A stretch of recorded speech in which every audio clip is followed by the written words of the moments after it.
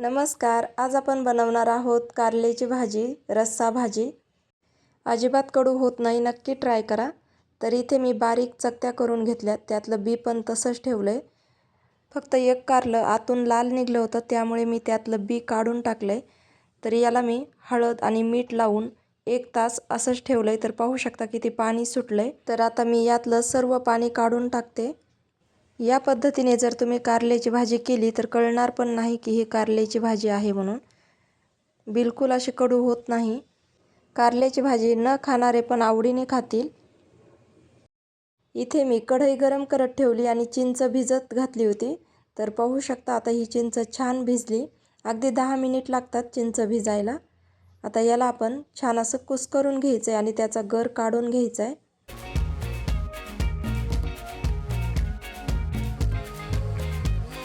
कढई गरम झाली. आता यामध्ये तेल घालायचं, त्यानंतर कारले घालायचे आणि याला आपल्याला लो फ्लेमवरती कारलं छान परतून घ्यायचंय. तर पाहू शकता इथे कारले छान परतलेत. आता यामध्ये आपल्याला चिंचेचा कोळ घालून घ्यायचा आहे.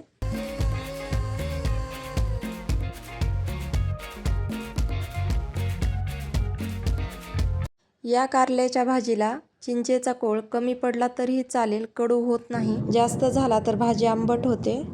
चिंच घातल्यानंतर याचं पाणी आटोसतर आपल्याला हे परतून घ्यायचं आहे.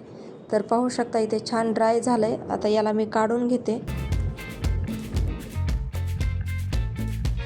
आता त्याच कढईमध्ये तेल घालायचं. तेल थोडं कमी घालायचं, कारण कारलं परतवताना आपण तेल थोडं जास्त घातलेलं आहे. तेल गरम झालंय. अर्धा चमचा मोहरी छान तडतडू द्यायची. त्यानंतर अर्धा चमचा जिरे घालूया. 1 चमचा आलं लसूण घालू. याला परतून घेऊ. तर यामध्ये अर्धा चमचा खानदेशी मसाला आणि अर्धा चमचा कांदा लसूण मसाला घालू.